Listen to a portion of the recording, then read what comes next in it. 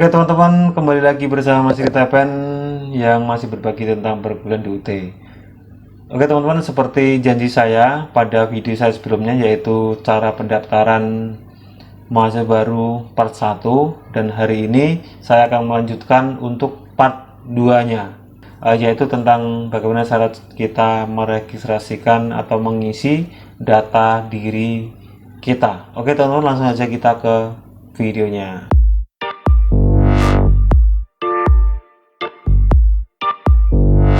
Saya akan memberikan gambaran ini menggunakan panduan ini biar nanti sesuai dengan apa yang dimaksud di dalam cara kita meregistrasikan menjadi mahasiswa baru.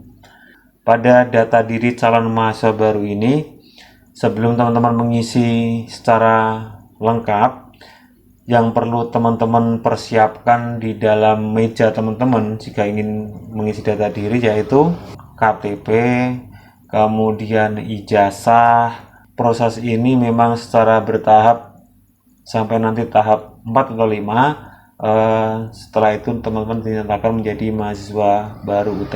Teman-teman setelah melakukan verifikasi email, kemudian teman-teman masuk ke admisi, kemudian melakukan pembayaran dan dinyatakan berhasil, verifikasinya berhasil, teman-teman tahap selanjutnya adalah pengisian data diri calon mahasiswa baru ini. Nah, caranya seperti apa? Yuk kita mulai.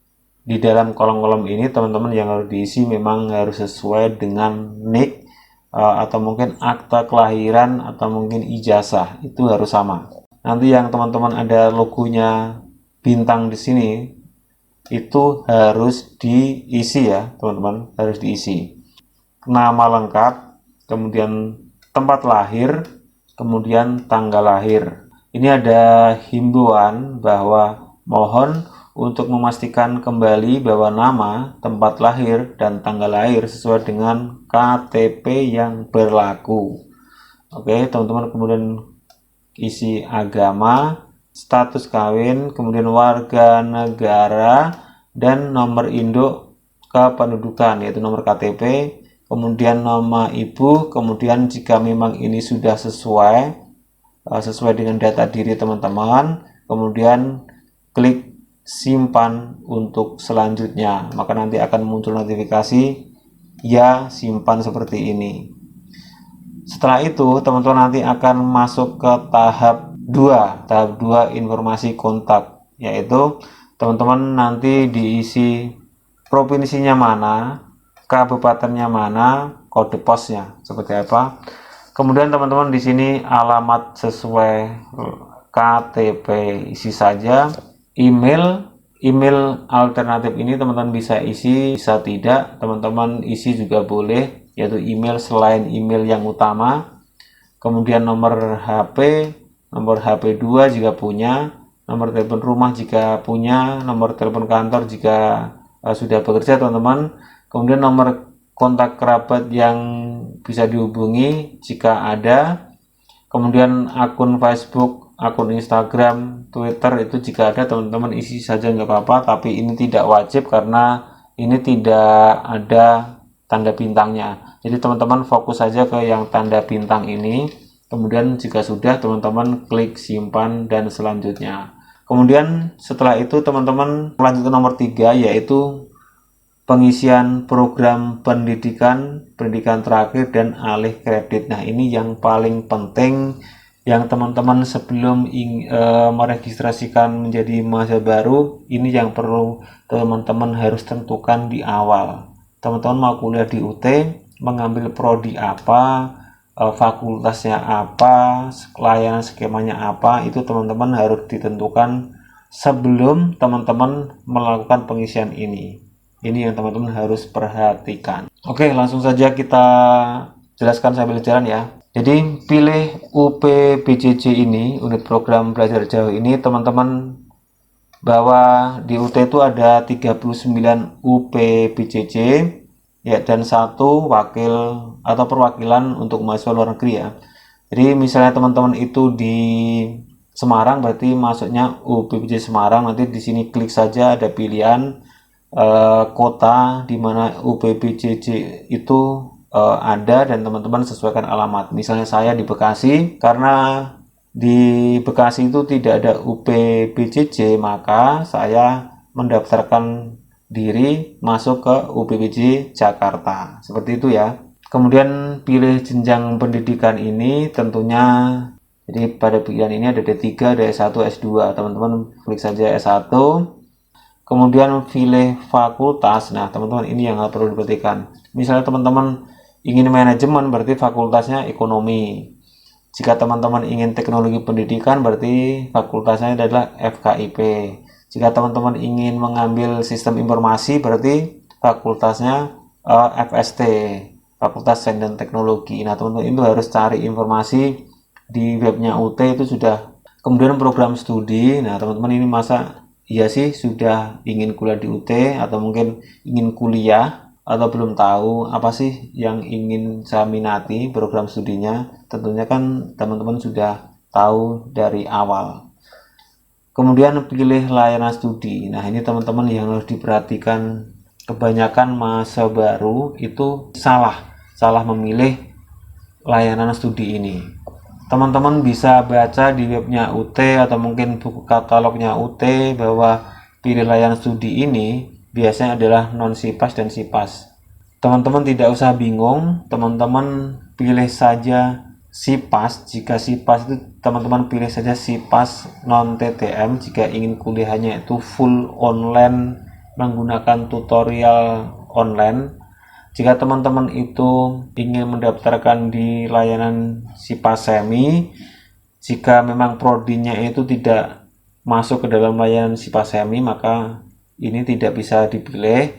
Dan nanti ada informasi bahwa jenis prodi ini tidak berlaku untuk skema layanan ini ya. Teman-teman nanti akan notifikasi seperti itu. Teman-teman cukup fokus saja untuk non SIPAS ataupun SIPAS non TTM itu teman-teman jika ingin kuliahnya secara online ya, secara online, full online, atau mungkin teman-teman tidak melakukan tatap muka di kampus atau mungkin tatap muka secara virtual, teman-teman pilih saja dua layanan ini tadi. Kemudian pendidikan terakhir ini yang jelas SMA atau SMK sederajat. Nomor ijazah, nah ini teman-teman yang ingin saya sampaikan di awal tadi ya, teman-teman siapkan ijazah, diharap untuk menginput nomor ijazah. Kemudian tahun ijazahnya tahun berapa. Jurusan asal ini teman-teman yang sekiranya mendekati apa. Misalnya teman-teman itu jurusan tata boga, nanti ya pilih tata boga.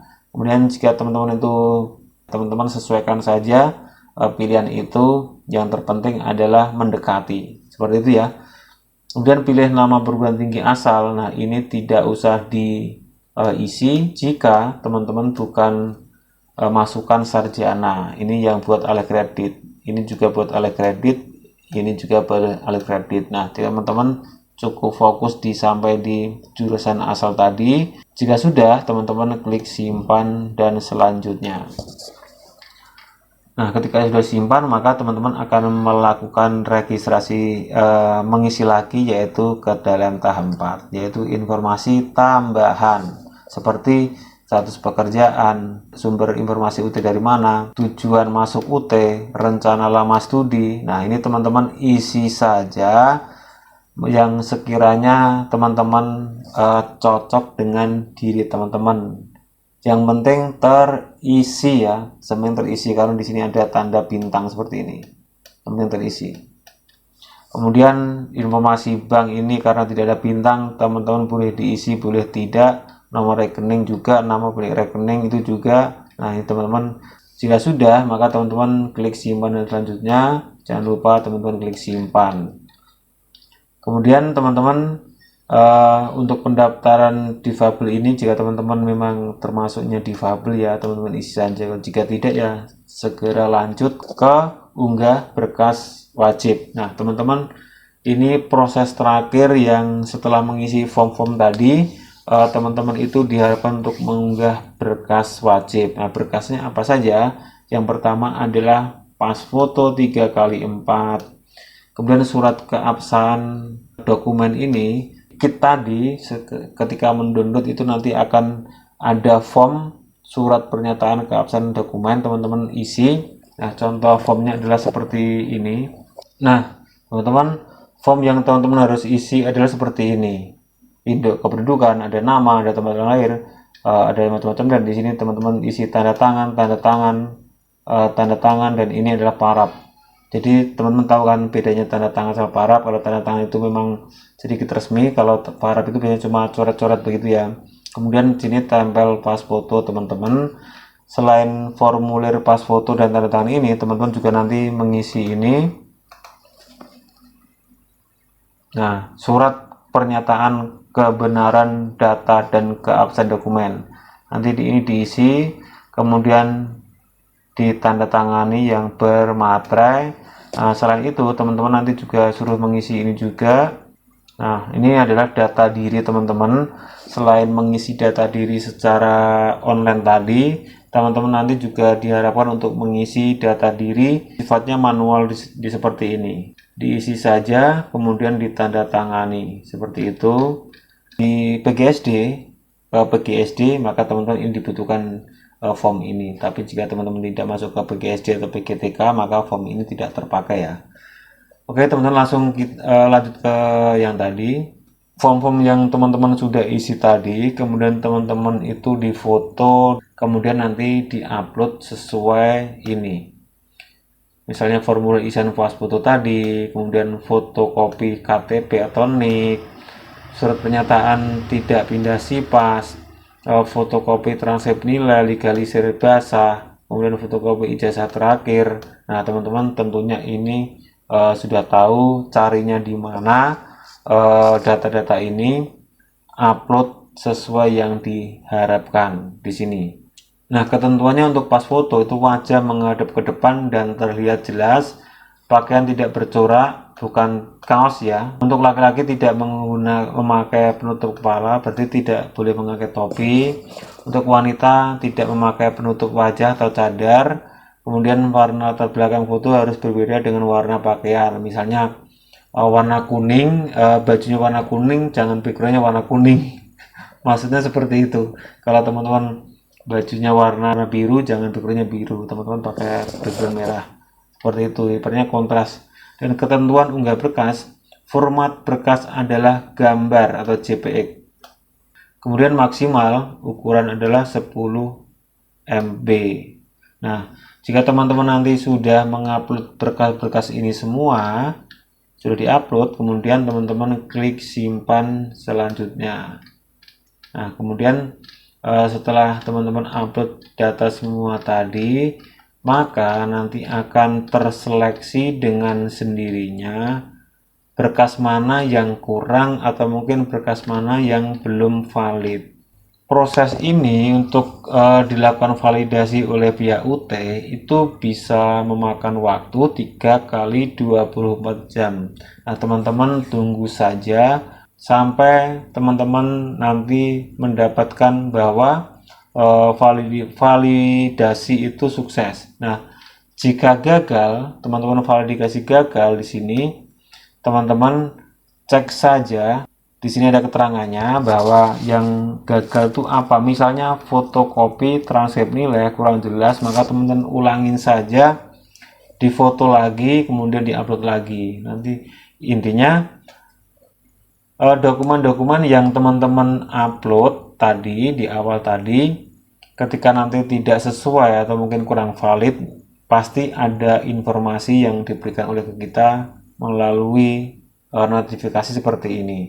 Notifikasi ini muncul di mana caranya, ya di admisi.sia.ut.ac.id. Seperti itu ya. Ini bisa memakan waktu 3 kali 24 jam. Jika sukses, maka teman-teman dinyatakan selamat, proses registrasi Universitas Terbuka sudah validasi, dan teman-teman klik selanjutnya dan teman-teman bisa melihat kartu tanda mahasiswa sementara seperti ini. Teman-teman tinggal unduh saja, dan surat pernyataan ini teman-teman unduh saja.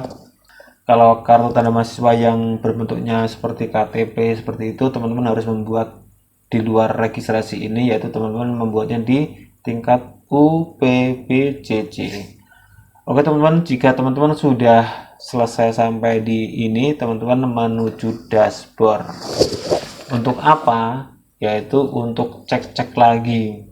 Karena setelah teman-teman, walaupun teman-teman sudah divalidasi, teman-teman ada beberapa menu yang teman-teman itu masih bisa melakukan edit secara mandiri. Seperti itu ya. Jika bisa dilakukan secara edit secara mandiri, teman-teman bisa diedit seperti alamat itu bisa. Tapi jika mungkin KTP dan sebagainya itu teman-teman harus ke pihak UT. Oke teman-teman, setelah langkah itu teman-teman dinyatakan menjadi mahasiswa baru Universitas Terbuka, maka teman-teman langkah selanjutnya adalah meregistrasikan mata kuliah yang ingin teman-teman tempuh pada semester pertama. Caranya registrasi mata kuliah seperti apa? Di video saya juga sudah ada, teman-teman cari saja, atau mungkin video-video yang lain di YouTube itu sudah banyak. Nah, seperti itu ya teman-teman. Baik teman-teman, saya kira itu sedikit, bukan sedikit, tapi ini adalah lumayan panjang ya, lumayan panjang meregistrasikan menjadi mahasiswa baru melalui pengisian data diri tadi. Semoga ini menjadikan gambaran bagi teman-teman yang ingin mendaftarkan diri kuliah di Universitas Terbuka. Oke teman-teman, mohon maaf jika ada salah kata dalam penyampaian dalam video ini. Jangan lupa teman-teman share, like, komen, dan nyalakan lonceng notifikasinya. Dan terima kasih, sampai jumpa di video selanjutnya. Bye bye. Ya teman-teman, satu lagi, jika kurang jelas teman-teman bisa di chat di kolom komentar. See you.